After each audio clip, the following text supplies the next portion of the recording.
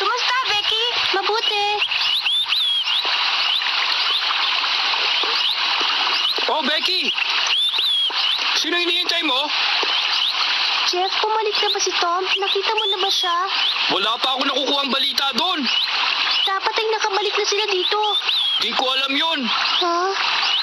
Jeff, hindi mo ba iniisip sila ang mga kaibigan mo? Iniisip? Mas tahimik ka sa paralan pag wala si Tom. Tena, Becky, mabuti pa sumabay ka na sa akin pagpasok. Mauna ka na lang, Jeff. Sige. Teka nga pala, baka pumasok ngayon si Tom sa paralan para gulatin ka, Becky. Mahilig maggulat yun eh. Huh? Becky, sandali!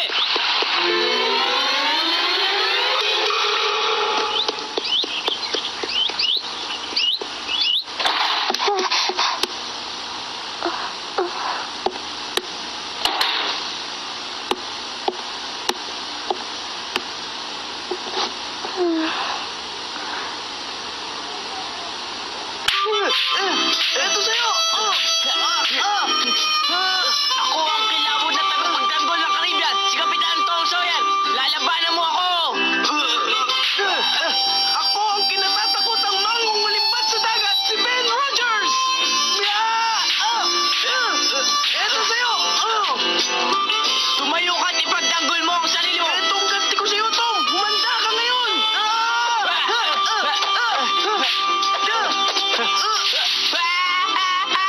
Sumako ka na! Hindi!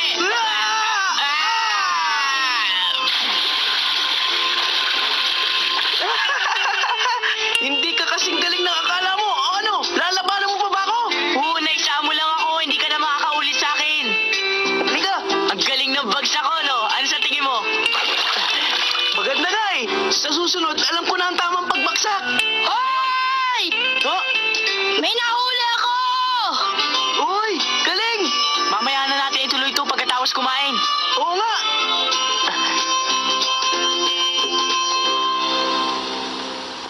Nahuli ako ngayong umaga dahil kinausap pa ako ng hepe. Alam niyo na siguro kung bakit. Tungkol ito kay Tom at kay Ben. Ang dalawa ay, tatlo pala sila, kasama si Huck. Silang tatlo ay nagkunwari mga pirata. Ngunit tumaob ang balsa nila at ang sabi sa akin ay sila daw ay nalunod na. Nakakalungkot. Nagsisisi ako ngayon sa mga ginawa ko kay Tomas Sawyer.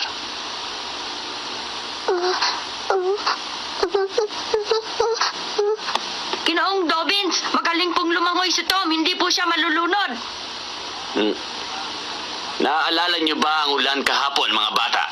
At kung inabutan sila ng malakas na ulan na yon sa balsa, ano sa akala niyo mangyayari sa kanila?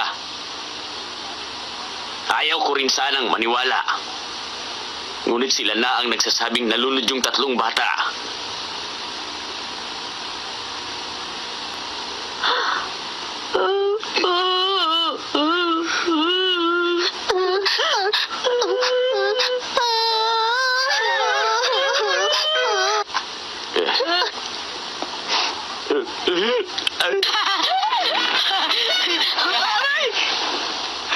Ikaw talaga!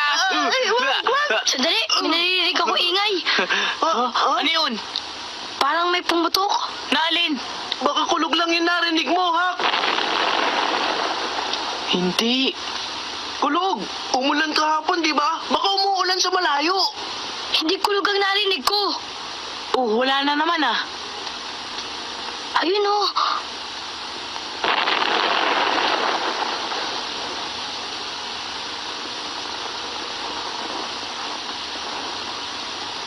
Galing sa gawing yun. Tena, tingnan natin. Bilis! Tayo na! Ayun na!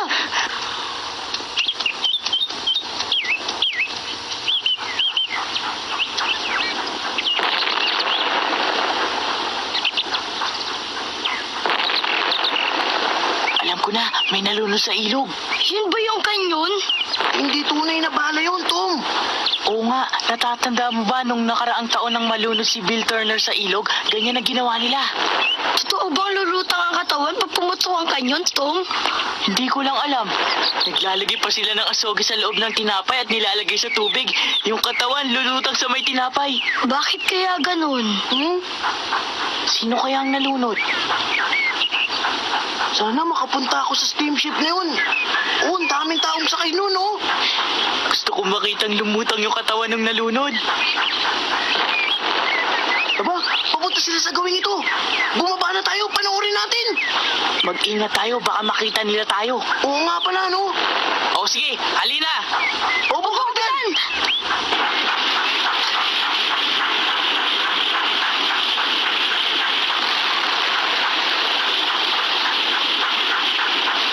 Tignan nyo na mabuti ang ibabaw ng tubig.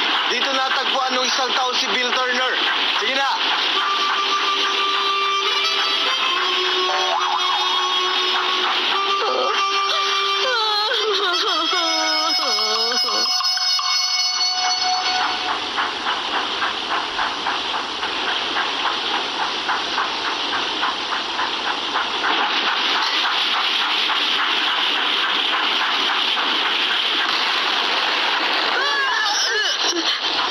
Kung totoong balang ginamit sa kanyon, malamang durog tayo.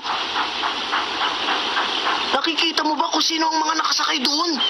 Hindi nga eh. Hindi ko makita mula dito. Sana makita kong paglutang ng bangkay.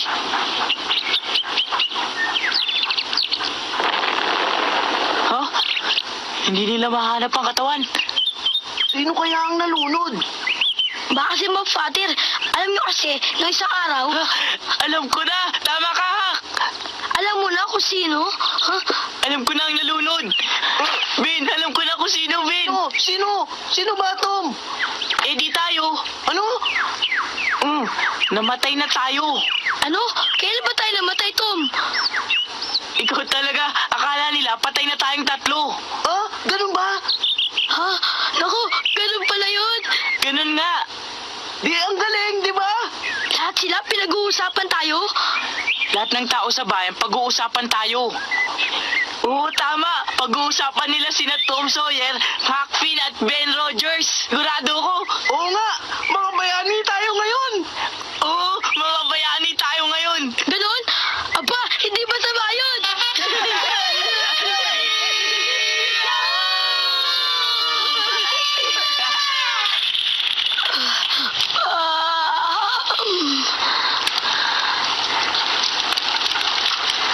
Parang nakita ko siya. Oo, parang nakita ko siya. Sino? Nung medyo lumapit sa atin yung steamship, parang nakita ko ang tatay ko na nakasakay doon. Kitang-kita ko siya. Ang layo no para makita mong itay mo, no? Pati ang tiya Polly mo, naroon din siguro. Hindi ko alam. Siguradong nandun siya. Huwag na natin pag-usapan ng tiya Polly ko. Umalis na nga ako sa amin, alam mo ba? Alam ko, bakit? Ayaw mo bang malaman ang sinasabi nila tungkol sa atin? Ayaw mo ba yun? Ha, Tom? Siyempre, gusto. Hindi natin malalaman kung hindi tayo uuwi. Alam ko, gusto mo na umuwi. Naduduwag ka na naman. Ayoko umuwi, kaya lang, Kaya lang ano?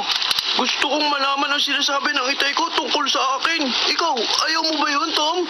Gusto. Ikaw naman, ha? Ha? May sinabi ka ba?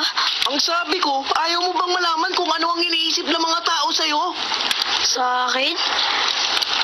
Hindi naman ako gusto ng mga tao sa St. Petersburg. Matutuwa pa nga sila sa akin kapag wala na ako. Hindi naman ganun, huwag mong isipin yun. Hindi ba, Tom? Hindi nga ganun. Ben, ano sa palagay nyo kung bumalik kaya ako sa bayan natin para tignan ang nangyayari doon? Anong gusto mong sabihin? Ha? Ano? Titingnan ko lang ang lagay ng itay mo, Ben, at ang tiya Polly ko. Sasama ba kayo? Sasama ako sa'yo, Tom. Ako rin, Tom. Di sinasabi nyo, tatlo na tayong babalik sa bayan natin, ganun ba? Alam ko na. Kayong dalawa, sundin niyo ako. Ako lang mag-isa ang aalis. Naintindihan niyo? Sinabi mo eh, di ayos lang. Oh, Kaya lang, paano ka makakarating doon?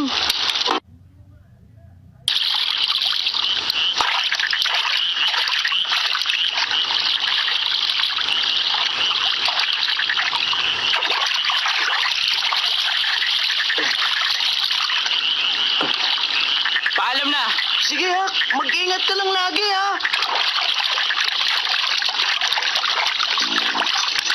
Una, lalangoy ako papuntang Illinois na nasa kabilang panig ng bayan namin.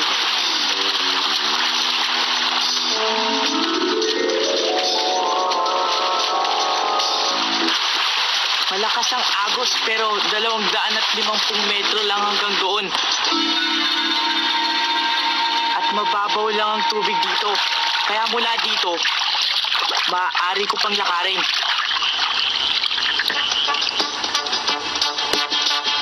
Kaya lang, yung natitirang 120 metro, dapat nang languyin dahil sa lakas ng agos. Mas mabilis kung mararating ang pantalan ng Illinois na 3 kilometro pa ang layo. Kailangan abutan ko ang huling vapor na aalis, tapos magtatago ako sa maliit na bangkang nakatali sa barko.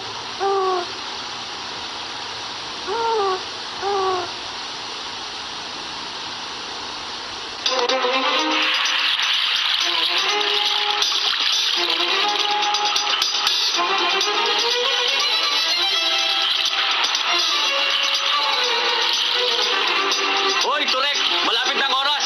Teka, sandali. Si Ginoong Goodley gusto rin makatawid. Nagpapahintay siya. Sandali na lang. Hindi tayo maaaring maghintay ng matagal, ano ba? Andito na siya. Dalihan niyo lang mo, dali. At aalis na tayo. Sige na, dali. Handa na! Handa rin ang makina!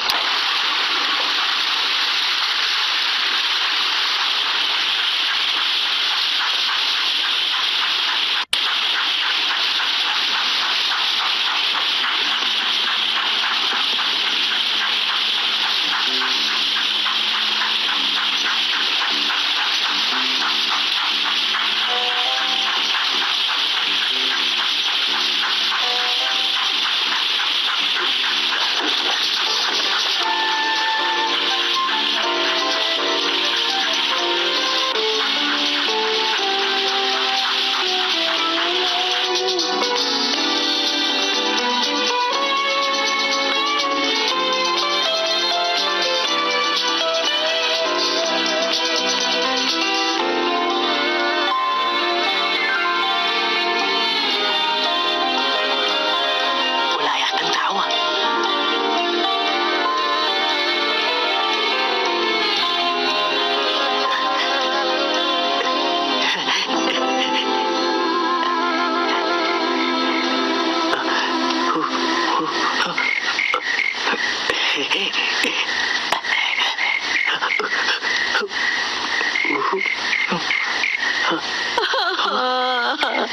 Hindi. Kaya hindi nakita ang katawan ni Tom dahil buhay pa siya. Tama. At si Ben ay kasama ni Tom. May hinala akong ang dalawa'y buhay pa at babalik dito. Sana nga'y ganun na nangyari. Ngunit nagpadala na rin ako ng telegrama sa lahat ng bayan sa paligid ng ilog. Pero hanggang sa ngayon ay wala pa rin balita tungkol sa mga bata. Pero baka... Maaari ding may dumating pa magandang balita. Huwag kayong mag-alala. Maaari nga. Kung hanggang linggo ay wala pa rin tayo natatanggap na balita tungkol sa kanila, maaaring itiil na ho natin ang paghahanap sa mga bata. Kayo ho ang bahala. di sa linggo na po ang libing nila. Ganon nga, Mary. Oh, Tom.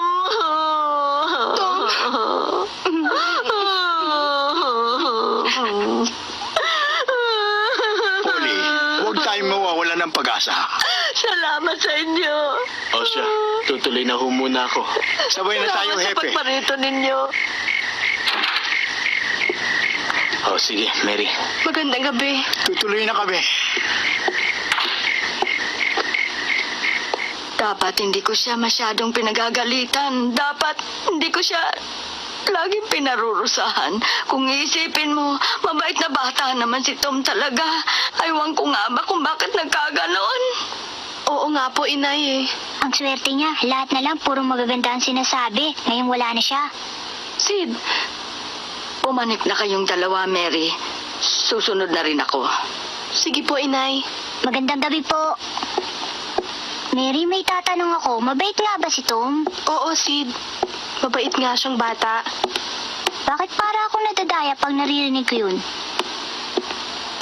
Matulog ka na, Sid. Sige, Mary.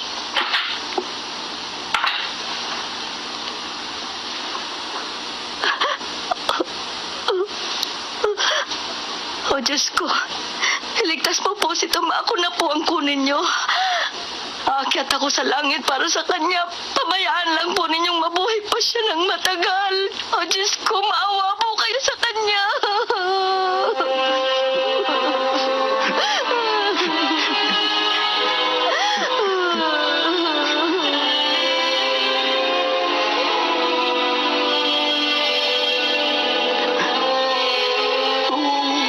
Leopoldi.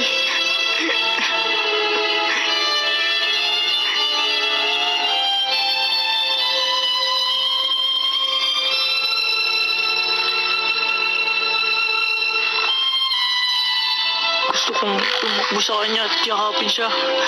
At sabihin, Siyang, buhay ako. Kaya lang, paano naman si Hak at Ben na naghahantay sa akin? Kaya pinigil ko ang sarili ko. Ang kinatatakot ko, baka umuwi na siya ng tuluyan. Iniwan niya na tayo dito. Paano na tayo? Ben! Oh, Hindi ko magagawa sa inyo yun. Tom! Hoy, Tom! Dumating ka na pala. Basang-basa ang damit ko, Hak. Sandali, gagawa ko ng malaking siga.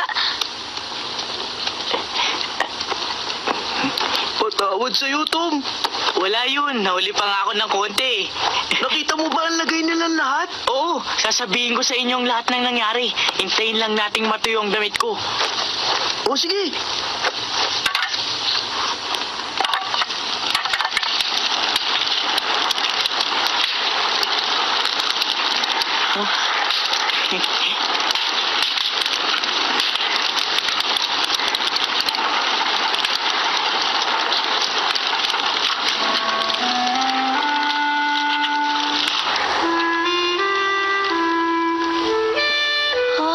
Tingnan nyo, sumisikat na ang araw.